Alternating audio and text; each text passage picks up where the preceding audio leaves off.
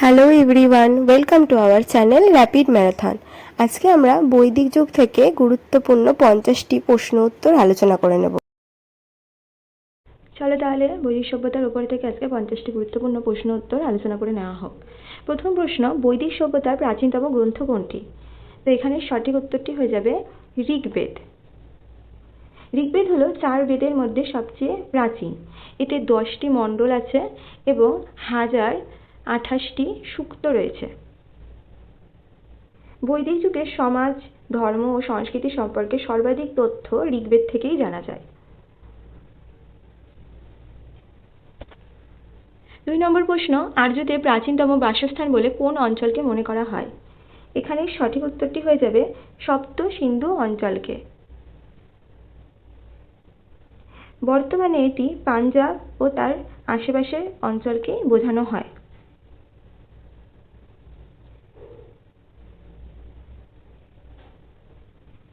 আর্য শব্দের অর্থ কি? আর্য শব্দের অর্থ হলো শ্রেষ্ঠ বা অভিজাত। 4 নম্বর প্রশ্ন, বৈদিক সভ্যতার সময়কাল সাধারণভাবে কোন দুটি যুগে বিভক্ত? বৈদিক সভ্যতার সময়কাল প্রধানত প্রারম্ভিক বৈদিক ও পরবর্তী বৈদিক যুগে বিভক্ত। একটা হলো 1500 থেকে 1000 খ্রিস্টপূর্বাব্দ, আরেকটি হলো 1000 থেকে 600 খ্রিস্টপূর্বাব্দ। 5 নম্বর, ঋগ্বেদে মোট কয়টি মণ্ডল রয়েছে? তো এখানে সঠিক উত্তরটি হয়ে যাবে 10টি। 6 নম্বর হলো, ঋগ্বেদের প্রধান দেবতা কে ছিলেন? ঋগ্বেদের প্রধান দেবতা ছিলেন ইন্দ্র। ঋগ্বেদের সর্বাধিক স্তোত্র এনার উদ্দেশ্যে কিন্তু করা হয়েছিল। তিনি যুদ্ধ ও বজ্র বৃষ্টির দেবতা হিসেবে পূজিত হতেন। 7 নম্বর প্রশ্ন, গায়ত্রী মন্ত্র কোন বেদে পাওয়া যায়? গায়ত্রী মন্ত্র ঋগ্বেদে পাওয়া যায়।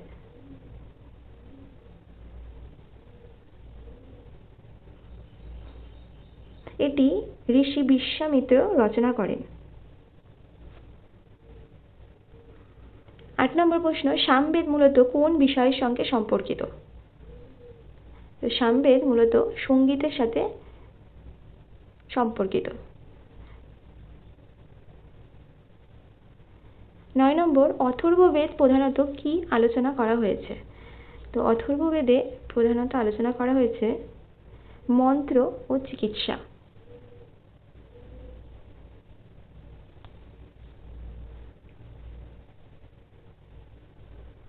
10 নম্বর প্রশ্ন, যজুর্বেদ প্রধানত কোন বিষয়ের উপরে রচিত?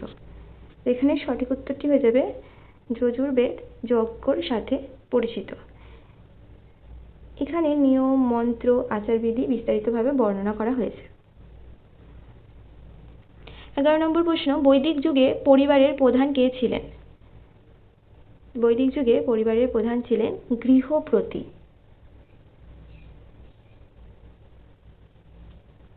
12 নম্বর প্রশ্ন, বৈদিক যুগে সমাজের মৌলিক একক কি ছিল?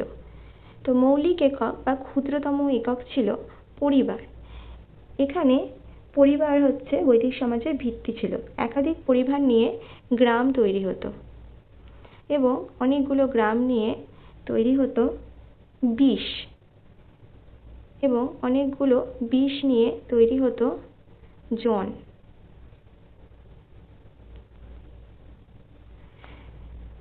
13 নম্বর প্রশ্ন, বৈদিক যুগে গ্রামের প্রধানকে কি বলা হতো?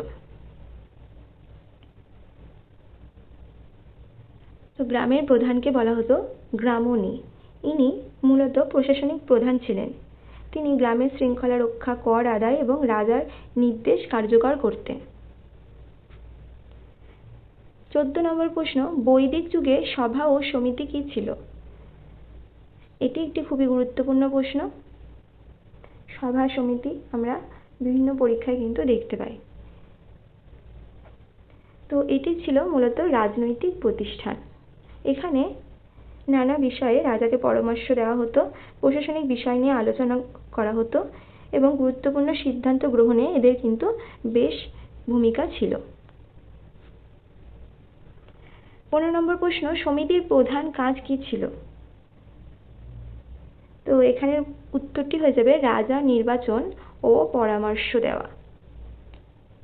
সমিতি ছিল সাধারণ মানুষের প্রতিনিধিত্বকারী পরিষদ। তারা রাজা নির্বাচন করত এবং রাজাকে গুরুত্বপূর্ণ বিষয়ে পরামর্শ দিত।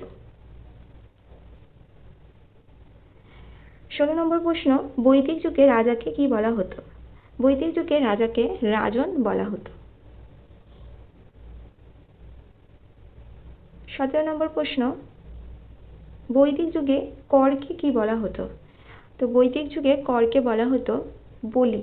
এটাও কিন্তু খুবই ইম্পর্টেন্ট কোশ্চেন, স্টার মার্ক করে রাখবে। বৈদিক যুগে জনগণ স্বেচ্ছায় বা নিয়ম অনুযায়ী রাজাকে যে কর দিত তাকে বলা হতো বলি।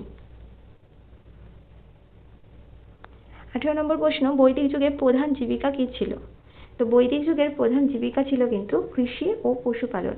কারণ আমরা দেখতে পাই যে হরপ্পা সভ্যতাতে নগর পরিকল্পনার একটা ব্যবস্থা থাকলেও বা নগর কেন্দ্রিক থাকলেও বৈদিক যুগ কিন্তু সম্পূর্ণ গ্রাম কেন্দ্রিক ছিল।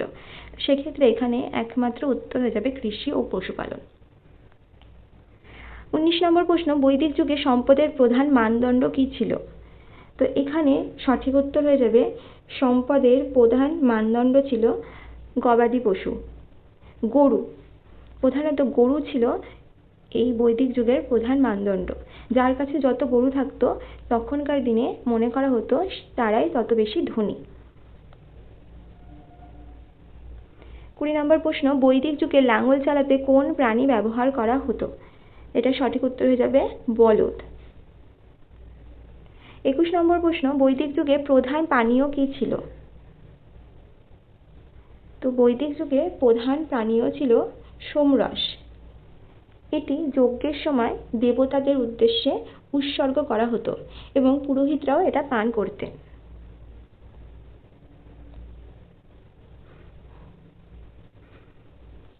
22 নম্বর প্রশ্ন, বৈদিক যুগের প্রধান খাদ্যশস্য কোনটি ছিল? এখানে সঠিক উত্তর হয়ে যাবে যব।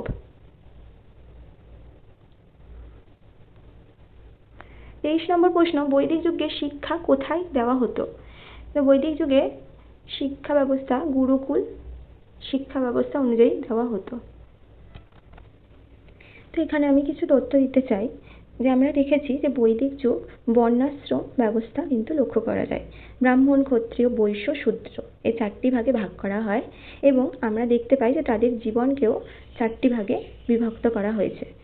তো এখানে ব্রাহ্মণ, ক্ষত্রিয়, বৈশ্য এই 3টে শ্রেণী কিন্তু জীবন আশ্রম ভিত্তিক জীবন ছিল। এদেরকে ব্রহ্মচর্য, গার্হস্থ্য, বানপ্রস্থ এবং সন্ন্যাস পালন করতে হতো। 24 নম্বর প্রশ্ন, বৈদিক যুগে শিক্ষার ভাষা কি ছিল? তো এখানে সঠিক উত্তরটি হয়ে যাবে সংস্কৃত। 25 নম্বর প্রশ্ন, বৈদিক যুগে নারীরা কোন অধিকার ভোগ করতেন? তো আমরা দেখতে পাই যে বৈদিক যুগে নারীরা কিছুটা অধিকার পেলেও পরবর্তী বৈদিক যুগে কিন্তু তাদের সমস্ত অধিকার খর্ব হয়ে যায়। তারা আর কোনো কিছুরই অধিকারে থাকে না। এখানে সঠিক উত্তরটি হয়ে যাবে শিক্ষা গ্রহণ। এই সময় নারীরা শিক্ষা গ্রহণ, ধর্মীয় অনুষ্ঠানে অংশগ্রহণ এবং কিছু ক্ষেত্রে তাদের স্বয়ংবরের অধিকারও কিন্তু তারা ভোগ করতেন। এ সময়ে দুজন খুবই গুরুত্বপূর্ণ নারী হলেন অপালা এবং ঘোষা। এছাড়াও লোপামুদ্রা, গার্গী, মৈত্রী, বিশ্ববারা ছিলেন সেই সময়ের অত্যন্ত বিদুষী এবং সম্মানিত নারী।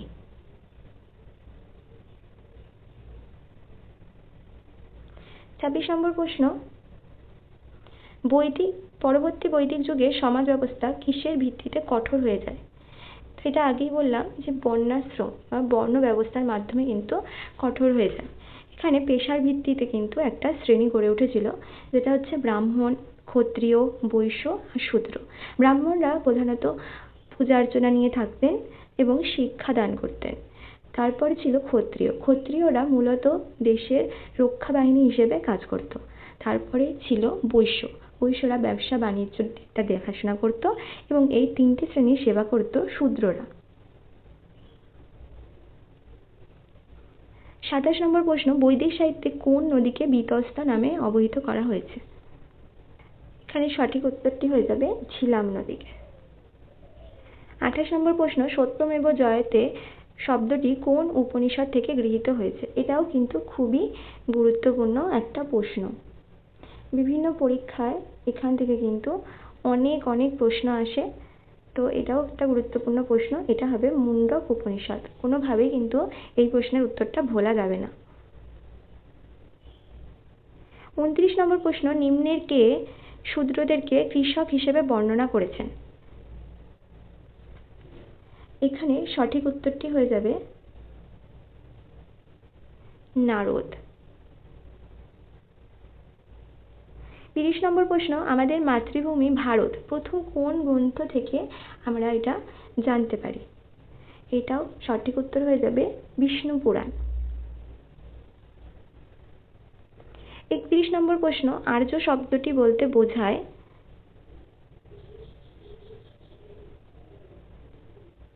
ভাষাগত গোষ্ঠীকে।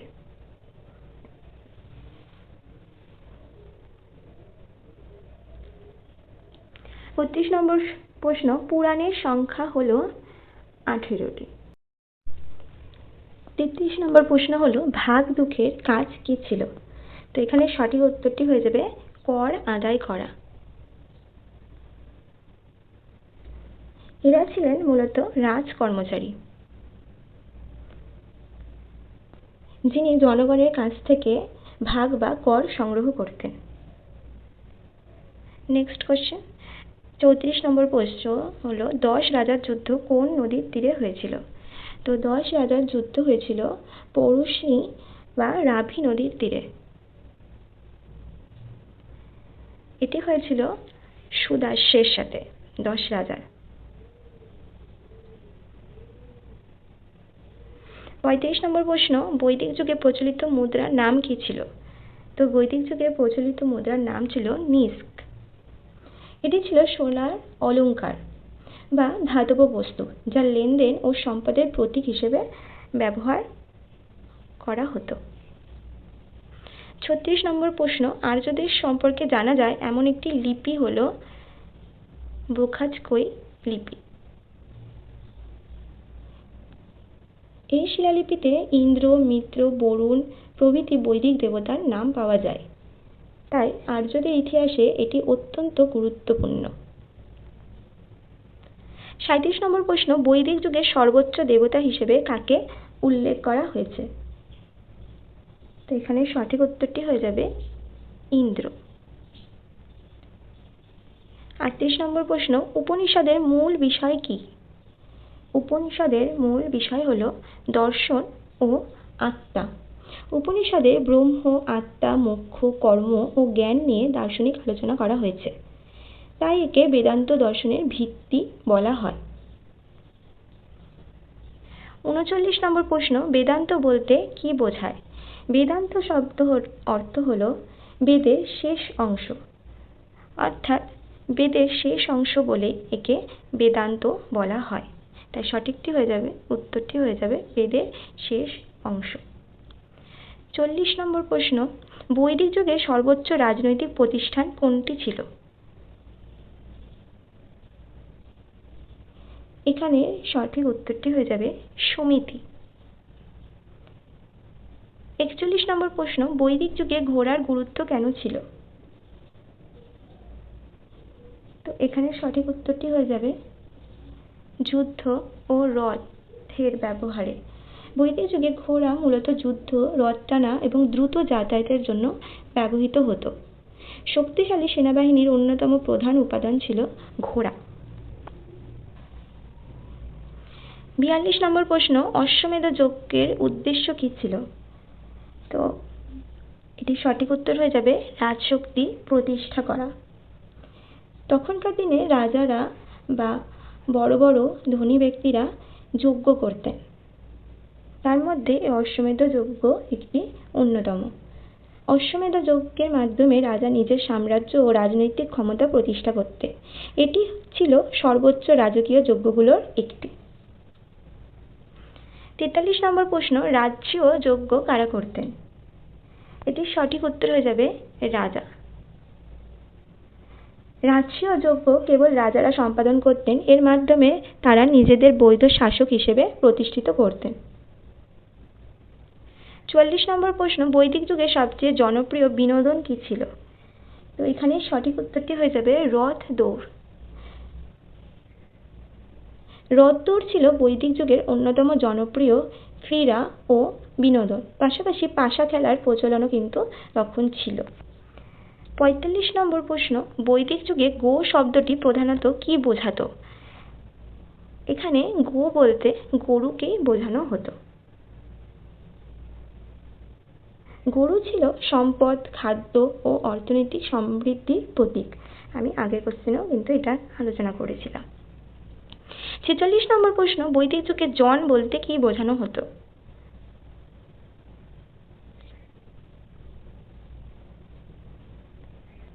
এখানে সঠিক উত্তরটি হয়ে যাবে উপজাতি বা জনগোষ্ঠী। আমরা দেখেছিলাম যে বৈদিক যুগে অনেকগুলো বিষ নিয়ে একটি জন গঠিত হতো। জন বলতে একটি উপজাতি বা জনগোষ্ঠীকে বোঝানো হতো। 47 নম্বর প্রশ্ন, বৈদিক সাহিত্যের মধ্যে সবচেয়ে প্রাচীন কোনটি? তো এখানে সঠিক উত্তর হয়ে যাবে ঋগ্বেদ। 48 নম্বর প্রশ্ন, ঋগ্বেদে উল্লেখিত গোধূম কি? এটাও কিন্তু খুবই ইম্পর্টেন্ট একটা প্রশ্ন। গোধূম বলতে আমরা বুঝি গম।